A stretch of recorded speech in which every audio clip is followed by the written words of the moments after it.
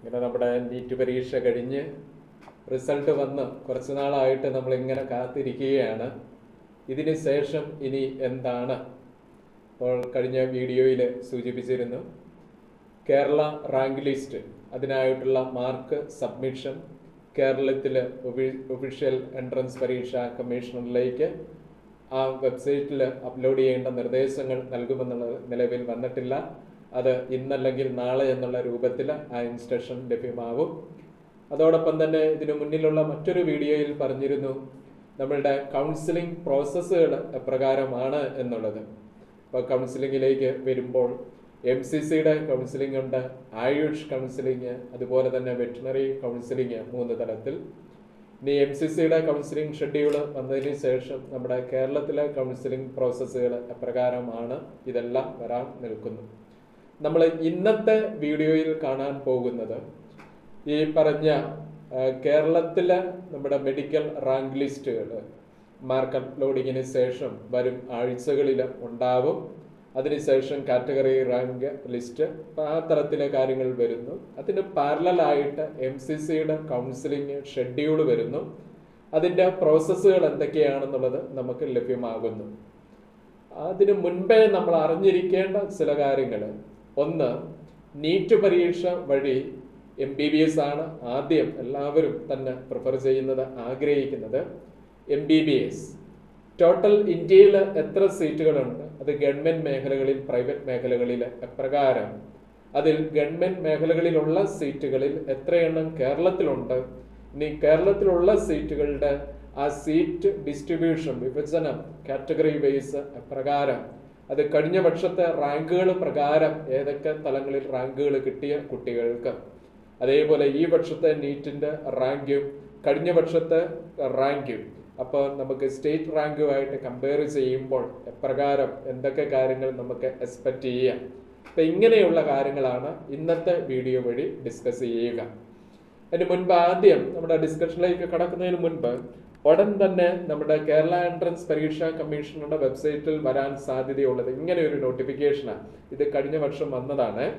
Kerala medical അനുബന്ധ കോഴ്സുകളിലേക്കുള്ള പ്രവേശനം, NEET ഫലം ഓൺലൈനായി സമർപ്പിക്കുന്നതിനുള്ള അവസരം എന്ന് പറഞ്ഞ് ഒരു ലിങ്ക് ക്രിയേറ്റ് ചെയ്യപ്പെടും. അതാണ് ഞാൻ ആദ്യം പറഞ്ഞത്, അത് ഇന്നോ നാളെയൊക്കെ ആയിട്ട്. അപ്പം അതിനനുസരിച്ച് നമുക്ക് റെസ്പോണ്ട് ചെയ്യണം. അപ്പം നമ്മുടെ നീറ്റിലെ സ്കോർ ഈ പറഞ്ഞ ലിങ്ക് വഴി അത് സബ്മിറ്റ് ചെയ്യുന്ന കാര്യം ഒന്നാമത് നമ്മൾ ഇനി ഇമ്മീഡിയറ്റ് ചെയ്യേണ്ടത്, കരുതിയിരിക്കേണ്ടത്. രണ്ടാമത്തേത്, കഴിഞ്ഞ വർഷം നമ്മുടെ കൗൺസിലിംഗ് ഷെഡ്യൂൾ ഓൾ ഇന്ത്യ കോട്ടയുടെയും ഡീംഡ് സെൻട്രൽ യൂണിവേഴ്സിറ്റികളുടെയും എയിംസ്, ജിമ്മർ പോലെയുള്ള സ്ഥാപനങ്ങളിലേക്കുമൊക്കെയുള്ള ആ ഒരു counselling schedule, first round counselling, അത് എപ്രകാരമാണ്, അതിന് പാരലലായിട്ട് സ്റ്റേറ്റ് കൗൺസിലിംഗ് നടക്കുന്നത് എപ്രകാരമാണ്, ഇങ്ങനത്തെ ഒരു ഷെഡ്യൂളാണ്. ഈ ഷെഡ്യൂളും ഏകദേശം ഉടൻ തന്നെ റിലീസ് ചെയ്യുമെന്ന് കരുതുകയാണ്. പിന്നെ ഉള്ളതെന്ന് പറഞ്ഞാൽ MCC ആദ്യം ഒരു ട്രയൽ ഒരു ഷെഡ്യൂൾ നമുക്ക് തരും, ടെനറ്റേറ്റീവായിട്ട് ഏതൊക്കെ ഡേറ്റുകളിലാണ് ഇത് ആരംഭിക്കുക എന്നുള്ളതും. കൗൺസിലിംഗ് പ്രോസസ്സിലേക്ക് നമ്മൾ ശ്രദ്ധിക്കേണ്ട ഒരു 3-4 സ്റ്റെപ്പുകളുണ്ട്. ആ സ്റ്റെപ്പുകൾ എന്തൊക്കെയാണെന്നും ഒരു ഇൻഫർമേഷൻ MCC അത് നമുക്ക് നൽകും. മെഡിക്കൽ കൗൺസിലിംഗ് കമ്മിറ്റി ഇത് കഴിഞ്ഞ വർഷത്തെ നിങ്ങളെ കാണിച്ചതേ ഉള്ളൂ. അത് ഇപ്രകാരം നിലവിൽ ഈ വർഷത്തേത് MCCയുടെ വെബ്സൈറ്റിൽ ആയിട്ടില്ല. ആകുമ്പോൾ ഇതേപോലെ തന്നെ ഒരു ഷെഡ്യൂള് നമുക്ക് ലഭ്യമാകും. അപ്പം ഈ പറഞ്ഞ കാര്യങ്ങൾക്ക് നമുക്ക് വീണ്ടും വെയിറ്റ് ചെയ്യാം. അപ്പം ഇനിയുള്ള ദിനങ്ങളിൽ നമുക്ക് സമയമുണ്ടല്ലോ, ഈ ദിനങ്ങളിൽ കുറച്ച് കാര്യങ്ങളൊക്കെ ഒന്ന് കാൽക്കുലേറ്റ് ചെയ്ത് നിൽക്കുന്നത് നല്ലതായിരിക്കും. അപ്പം അത് എന്തൊക്കെയാണ്, നമ്മുടെ എല്ലാവരുടെയും സ്വപ്നമാണ് MBBS അല്ലെങ്കിൽ BDS വഴി ഈ ഒരു സ്റ്റെതസ്കോപ്പ് എന്നുള്ളത്. അതിൽ പ്രത്യേകിച്ച് എല്ലാവരും ആഗ്രഹിക്കുന്നത് MBBS. അപ്പം നമ്മൾ ഇന്ന് ഡിസ്കസ് ചെയ്യുക MBBS. അതിനുശേഷം പിന്നീടുള്ള വീഡിയോസിൽ BDS അല്ലെങ്കിൽ മറ്റ് മെഡിക്കൽ അലൈഡ് കോഴ്സുകൾ, ആ തലങ്ങളിലെ കാര്യങ്ങളെല്ലാം ദർശന അക്കാഡമിയുടെ യൂട്യൂബ് ചാനൽ വഴി ഇതേപോലെയുള്ള വീഡിയോസ് വഴി പിന്നീട് ലഭ്യമാകുന്നതാണ്. നമ്മുടെ നീറ്റിനെ സംബന്ധിച്ച് നമുക്കറിയാം, ഓൾ ഇന്ത്യ തലത്തിൽ ഏകദേശം 1,18,190 ഇത്രയും സീറ്റുകളാണ് അവൈലബിൾ ആയിരിക്കുന്നത്. ഒരു ടെനറ്റേറ്റീവ് കണക്ട് നമ്മളുടെ NMC പ്രകാരമുള്ള ഒരു കണക്കാണ്, ഇത്രയും സീറ്റുണ്ട്. അതിൽ നമ്മുടെ ഗവൺമെന്റ് മെഡിക്കൽ കോളേജിൽ 57,648 സീറ്റുകളുണ്ട്. Government medical college all India തലത്തിൽ. ബാക്കി വരുന്നത് നമ്മുടെ പ്രൈവറ്റ് മെഡിക്കൽ കോളേജുകളിലും നേരത്തെ സൂചിപ്പിച്ച എയിംസ്, ജിമ്മർ, AFMC, സെൻട്രൽ യൂണിവേഴ്സിറ്റികൾ, ഡീംഡ് യൂണിവേഴ്സിറ്റികൾ, അവിടേക്കൊക്കെയുള്ള സീറ്റുകളാണ് ബാക്കി ഉള്ളത്. അപ്പം നമുക്ക് വേണ്ടത് ഈ പറഞ്ഞ ഗവൺമെന്റ് മെഡിക്കൽ കോളേജുകളിലെ ഈ 55,000-ൽ പരമുള്ള സീറ്റിൽ 15% ഓൾ ഇന്ത്യ കോട്ടയാണ്. അതിന്റെ 15% എന്ന് പറയുമ്പോൾ ഏകദേശം 8,347 സീറ്റുകൾ വരും. അപ്പൊ ഈ ഒരു 15% ഓൾ ഇന്ത്യ കോട്ട സീറ്റിന്റെ പ്രത്യേകത, നമുക്ക് മലയാളികളായ നമ്മള് കേരളത്തിൽ 15%, നമ്മുടെ 12 ഗവൺമെന്റ് മെഡിക്കൽ കോളേജുകളിൽ 15% സീറ്റ് ഓൾ ഇന്ത്യ കോട്ടയിലാണ്. ഇതേപോലെ മറ്റ് സ്റ്റേറ്റുകളിലെയും 15% സീറ്റ് ഓൾ ഇന്ത്യ കോട്ടയാണ്. അപ്പം മലയാളികളായ നമുക്ക് മറ്റ് സ്റ്റേറ്റിൽ, അത് നോർത്ത് ഇന്ത്യ, സൗത്ത് ഇന്ത്യ, ഏത് സ്റ്റേറ്റിൽ വേണമെങ്കിലും ഏത് മെഡിക്കൽ കോളേജിൽ വേണമെങ്കിലും ഓൾ ഇന്ത്യ കോട്ട ആ സീറ്റിന് വേണ്ടി അപ്ലൈ ചെയ്യാം. അപ്പം അത് നമ്മൾ അപ്ലൈ ചെയ്യേണ്ടതും അതിൻ്റെ കൗൺസിലിംഗ് നടപടിക്രമങ്ങളിൽ പങ്കെടുക്കേണ്ടതും MCC നടത്തുന്ന കൗൺസിലിങ്ങിലാണ് എന്നുള്ളത് നമ്മൾ മനസ്സിലാക്കിയിരിക്കുക, തിരിച്ചറിയുക. അതുപോലെ തന്നെ എയിംസ്, ജിമ്മർ, AFMC, അതോടൊപ്പം തന്നെ ഡീംഡ് സെൻട്രൽ യൂണിവേഴ്സിറ്റികളിലേക്കുള്ള അലോട്ട്മെന്റുകളും BSc നഴ്സിംഗ് ഓൾ ഇന്ത്യ തലത്തിലുള്ളത്, അതിൻ്റെ കൗൺസിലിങ്ങും ഈ MCC നടത്തുന്ന കൗൺസിലിംഗ് പ്രോസസ്സിലാണ് എന്നുള്ളതും നമ്മൾ അറിഞ്ഞിരിക്കുക. അപ്പം ഇത്രയും കാര്യങ്ങൾ ഈ ഒരു സ്ലൈഡുമായിട്ട് റിലേറ്റ് ചെയ്ത് നമ്മൾ മനസ്സിലാക്കുന്നു.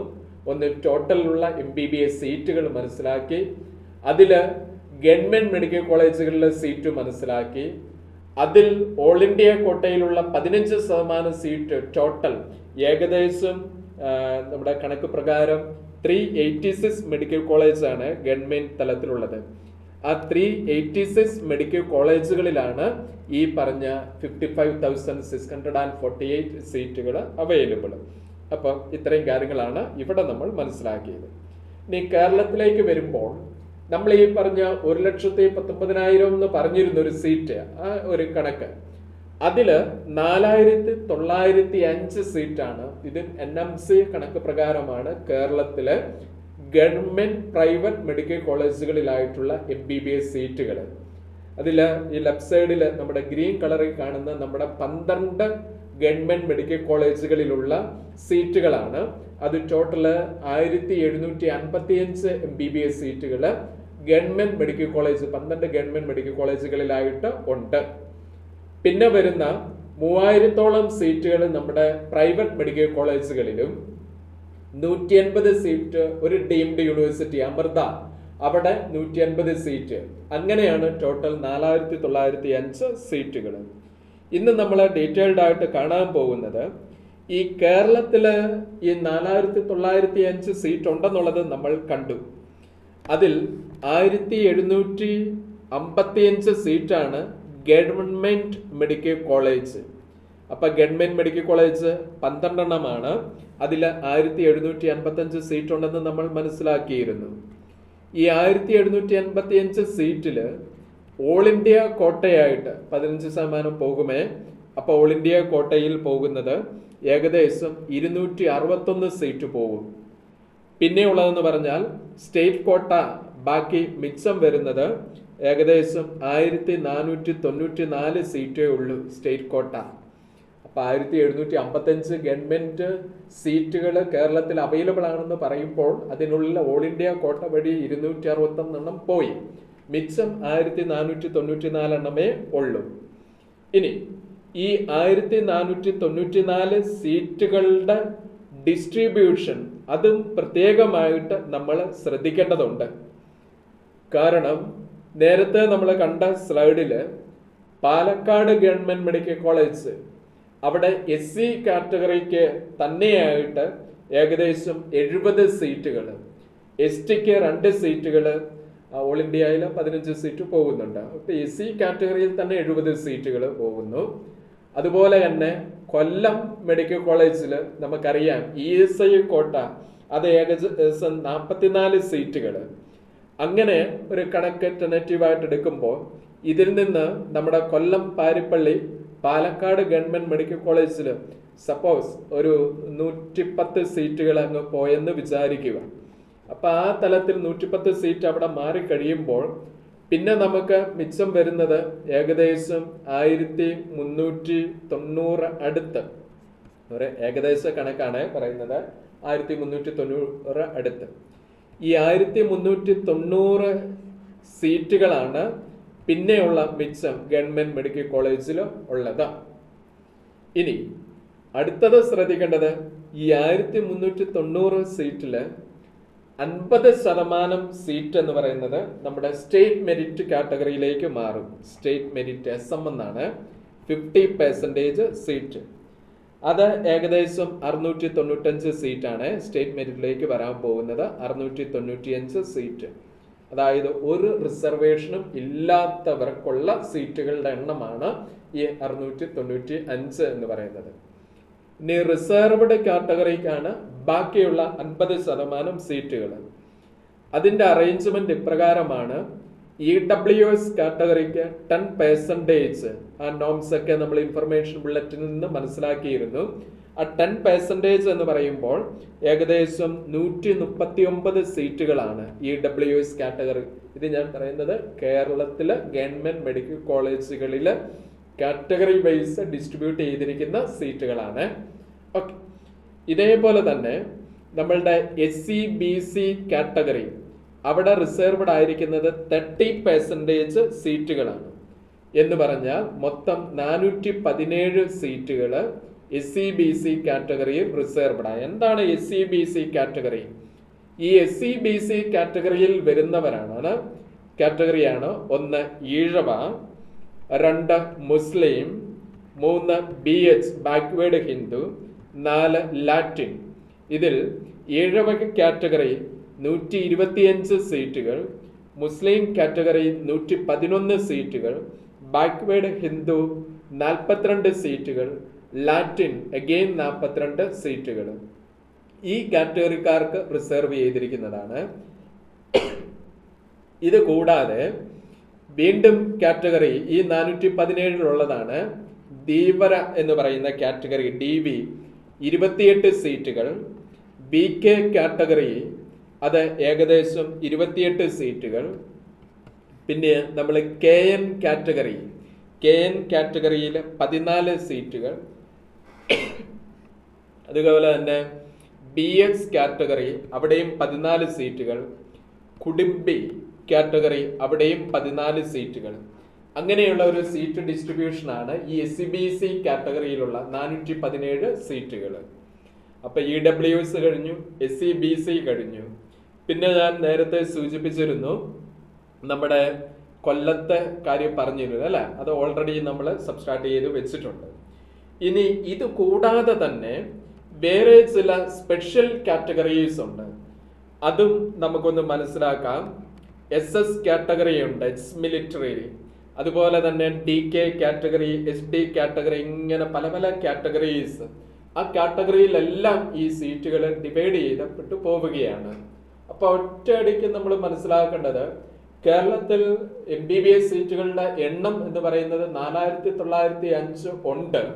അത് പ്രൈവറ്റിലും ഗവൺമെന്റിലുമായിട്ട് സ്പ്ലിട്ടപ്പ് ചെയ്ത് പോകുന്നുണ്ടെന്നുള്ളതും, അത് ഗവൺമെന്റ് മെഡിക്കൽ കോളേജിൽ 1755 സീറ്റ് ഉണ്ടെങ്കിലും ഈ 1755 സീറ്റിൽ നിന്നാണ് ഓൾ ഇന്ത്യ കോട്ട പോകുന്നത് എന്നും, അതിനുള്ളിലുണ്ട് നമ്മളുടെ ഈ പറയുന്ന കൊല്ലം, അതുപോലെ തന്നെ പാലക്കാട്, അതിൽ കൊല്ലത്ത് ESA കാറ്റഗറിയിലും പാലക്കാട് SC കാറ്റഗറിയിലുമായിട്ടുള്ള സീറ്റുകളും കൂടെ മാറ്റിവെച്ചാൽ പിന്നെ വരുന്ന 1390 സീറ്റിന്റെ പകുതിയേ ഉള്ളൂ കേരളത്തിൽ ജനറൽ കാറ്റഗറിയിലുള്ള കുട്ടികൾക്ക് ലഭ്യമാകുന്ന സീറ്റ്. അത് 695 ആണ്. ബാക്കി പകുതി EWSലും SC/BCയിലും SC/BCയിൽ തന്നെ പല കാറ്റഗറിയിലും, പിന്നെയുള്ള 10% SC/ST കാറ്റഗറിയിലെ കുട്ടികൾക്കുമായിട്ടാണ് ക്രമീകരിച്ചിരിക്കുന്നത്. അപ്പൊ ഇത് എപ്രകാരമാണ് ഈ കഴിഞ്ഞ വർഷത്തെ റാങ്കുകൾ, അത് ഒന്ന് നമുക്ക് മനസ്സിലാക്കി കാറ്റഗറി വൈസ് അപ്പം നമ്മൾ ഓരോരുത്തരും ജനറൽ അല്ലെങ്കിൽ EWS, SC, ST അങ്ങനെ ഓരോ തലങ്ങളിലെ കാറ്റഗറിയിലുള്ളവരായിരിക്കാം. അതിനനുസരിച്ച് കൂടി നമുക്ക് കാര്യങ്ങൾ മനസ്സിലാക്കി പോകാം. കാറ്റഗറിയിലേക്ക് പോകുന്നതിന് മുൻപ് കഴിഞ്ഞ വർഷത്തെ Kerala state medical rank list, അതിൽ ഞാൻ ശ്രദ്ധിച്ച ഒരു കാര്യം, ഈ വർഷത്തെ നമ്മുടെ ഓൾ ഇന്ത്യ ടോപ്പർ 686, കഴിഞ്ഞ വർഷം 720, അത് ഈ വർഷം ഈ പറഞ്ഞ റേഞ്ചിലും.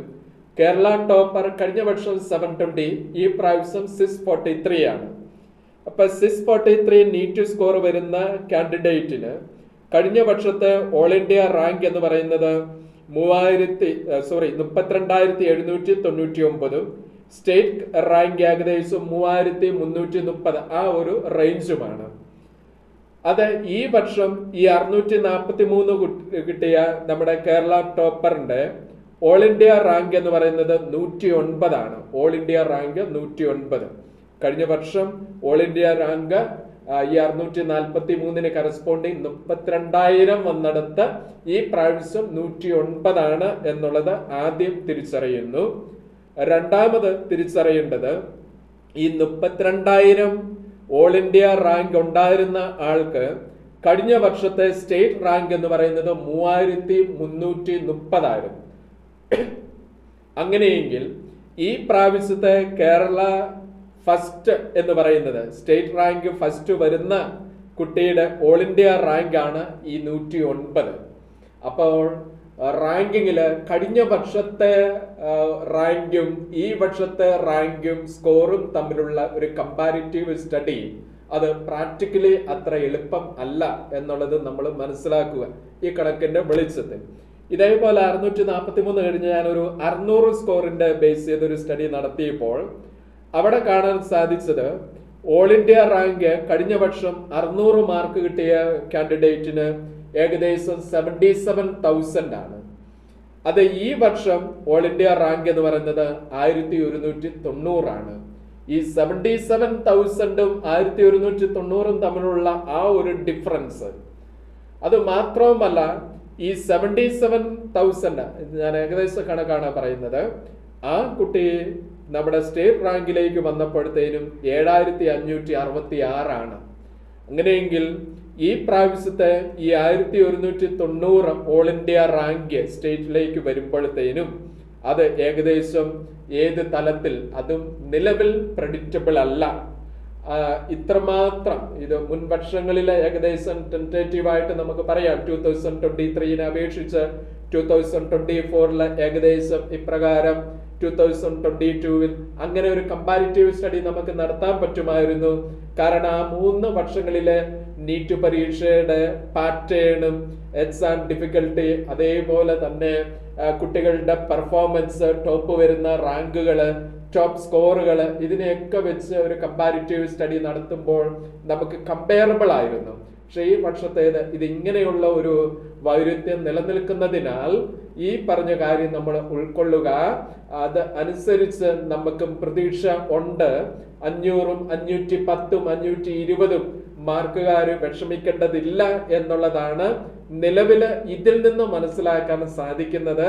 ഇതിന്റെ എക്സാക്റ്റ് ആയിട്ടുള്ള ഒരു ഇൻഫർമേഷൻ നമുക്ക് ലഭ്യമാവണമെങ്കിൽ, എക്സാക്റ്റ് ആയിട്ടുള്ള കാര്യം പറഞ്ഞു തരണമെന്നുണ്ടെങ്കിൽ നമ്മുടെ സ്റ്റേറ്റ് റാങ്ക് ലിസ്റ്റ് ഏതൊക്കെ തലങ്ങളിലായിരിക്കും വരാൻ പോകുന്നത് എന്ന് മനസ്സിലാക്കിയതിന് ശേഷം മാത്രം ഈ ഒരു കമ്പാരിസൺ, പിന്നെ മെഡിക്കൽ കോളേജിലെ ലാസ്റ്റ് റാങ്കുകൾ, അങ്ങനെ ഒരു കമ്പാരിറ്റീവ് സ്റ്റഡിയിലേക്ക് നമുക്ക് പോകാൻ സാധിക്കത്തുള്ളൂ.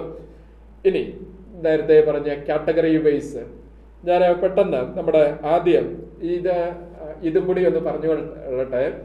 നമ്മുടെ കേരള എൻട്രൻസ് പരീക്ഷാ കമ്മീഷണർ ആദ്യം നമ്മുടെ നീറ്റ് സ്കോർ അപ്ലോഡ് ചെയ്തതിന് ശേഷം കേരളത്തിലെ മെഡിക്കൽ അലൈഡ് കോഴ്സുകൾക്ക് വേണ്ടി ഒരു റാങ്ക് ലിസ്റ്റ് തയ്യാറാക്കും. അപ്പൊ അത് കേരള റാങ്ക് 1, 2, 3, അതിന് കറസ്പോണ്ടിങ് ഓൾ ഇന്ത്യ റാങ്ക്, നമ്മുടെ ആപ്ലിക്കേഷൻ നമ്പർ, ഇത്രയും കാര്യങ്ങൾ പറഞ്ഞാണ്. അതിനുശേഷം കാറ്റഗറി ബേസ് ചെയ്തുള്ള സെപ്പറേറ്റ് റാങ്ക് ലിസ്റ്റ് ഉണ്ട്. ആ കാറ്റഗറി ബേസ് ചെയ്തുള്ള സെപ്പറേറ്റ് റാങ്ക് ലിസ്റ്റിൽ ആദ്യത്തേത് എക്കണോമിക്കലി വീക്കർ സെക്ഷൻ. അതില് ഞാൻ നേരത്തെ സൂചിപ്പിച്ചിരുന്നു എത്ര സീറ്റാണുള്ളത്, 139 സീറ്റുകളാണ് EWS. ഈഴവ കാറ്റഗറിക്കാർക്ക് 125 സീറ്റുകളും, അടുത്തത് മുസ്ലിം കാറ്റഗറി 111 സീറ്റുകളും, അടുത്തത് ലാറ്റിൻ കാറ്റഗറി 42 സീറ്റുകളും, BH ബാക്ക്വേർഡ് ഹിന്ദു അഗെയിൻ 42 സീറ്റുകൾ. ഞാനിപ്പോൾ അവിടെ സീറ്റുകളാണ് എഴുതിയിരിക്കുന്നത് ഓരോ കാറ്റഗറിയിൽ. അപ്പം നമുക്ക് ഈ ഒരു റാങ്ക് ലിസ്റ്റ് വരുമ്പോൾ നമുക്ക് മനസ്സിലാക്കാൻ സാധിക്കും ഇത് ഈ ഒരു എണ്ണം വെച്ച് നമുക്ക് ആ റാങ്ക് ലിസ്റ്റിനുള്ളിൽ സാധ്യത ഉണ്ടോ ഇല്ലയോ എന്നുള്ളത്. ഇതേപോലെ തന്നെ ഞാൻ മുമ്പേ പറഞ്ഞു, ദേവര കാറ്റഗറി ഏകദേശം 28 സീറ്റുകൾ, BK കാറ്റഗറി വിശ്വകർമ്മ 28 സീറ്റുകൾ, BS കാറ്റഗറി ബാക്ക്വേർഡ് 14 സീറ്റുകൾ, അതേപോലെ കുശവൻ കാറ്റഗറി 14 സീറ്റുകൾ, അതുപോലെ തന്നെ SC കാറ്റഗറി ഏകദേശം 110 സീറ്റുകൾ, ST കാറ്റഗറിയിൽ ഏകദേശം 28 സീറ്റുകൾ റിസർവ്ഡ് ആണ് എന്നുള്ളത് നമ്മൾ മനസ്സിലാക്കിയിരിക്കുക. സ്റ്റേറ്റ് റാങ്ക് ലിസ്റ്റ് വന്നതിന് ശേഷം നമ്മുടെ റാങ്കുകൾ ഈ പറഞ്ഞ കാറ്റഗറി റാങ്ക് ലിസ്റ്റിൽ സീരിയൽ നമ്പർ ആയിരിക്കും കേട്ടോ നമ്മുടെ റാങ്ക് ആയിട്ട് മാറുന്നത്. അതിനെ ബേസ് ചെയ്ത് ഇത് നമുക്ക് പ്രെഡിക്റ്റ് ചെയ്യാം ഇത്രയും സീറ്റിനുള്ളിൽ. പിന്നെയുള്ളതെന്ന് പറഞ്ഞാൽ OE കാറ്റഗറി ഉണ്ട്, AC all Christian minority category, അതുപോലെ തന്നെ മുസ്ലിം മൈനോറിറ്റി കാറ്റഗറി. ഇതെല്ലാം സബ് ഡിവൈഡഡ് കാറ്റഗറിയാണ്.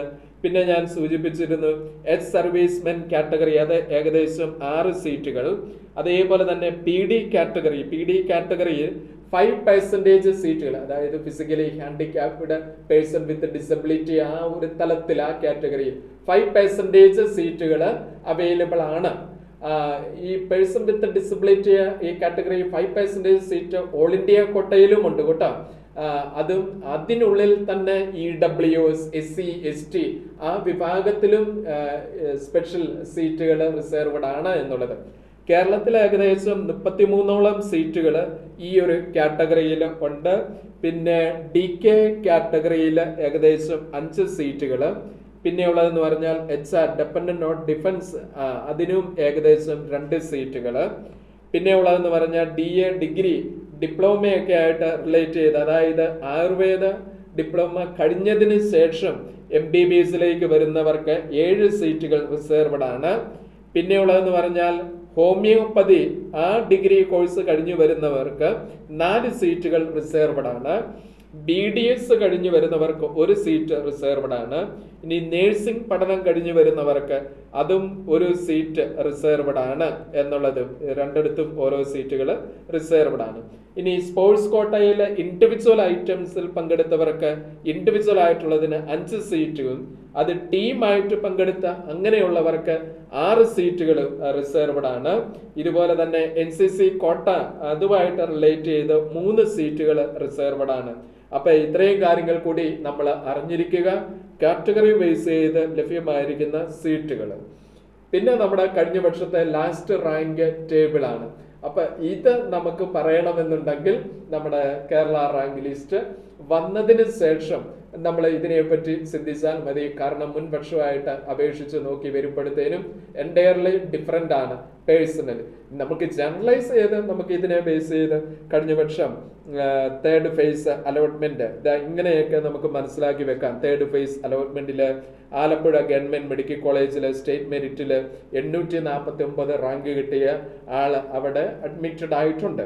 ഇനി അതിന് കറസ്പോണ്ടിങ് നേരത്തെ ഞാൻ സൂചിപ്പിച്ച ഓരോ കാറ്റഗറിയിലെ ആൾക്കാർ അവിടെ അഡ്മിറ്റഡ് ആണ് എന്നുണ്ടെങ്കിൽ ആ റാങ്കുകൾ ഏതായിരുന്നു, ആ കാറ്റഗറിയിലെ റാങ്ക് ഏതാണ് എന്നുള്ളതും ഇതിൽ നിന്ന് മനസ്സിലാക്കാം. ഇനി ഇപ്പോൾ ഈ സ്ലൈഡിൽ കാണുന്ന ഈ കാര്യം നമ്മുടെ കേരള എൻട്രൻസ് പരീക്ഷാ കമ്മീഷണറുടെ ഒഫീഷ്യൽ വെബ്സൈറ്റിൽ കീമിൻ്റെ കാൻഡിഡേറ്റ് പോർട്ടലിൽ 2024 അവിടെ ഈ ലാസ്റ്റ് റാങ്ക് ഡീറ്റെയിൽസ് എന്നൊക്കെ പറഞ്ഞ് അലോട്ട്മെന്റുകളുടെ ഇതുമെല്ലാം അതിനുള്ളിൽ കൊടുത്തിട്ടുണ്ട്.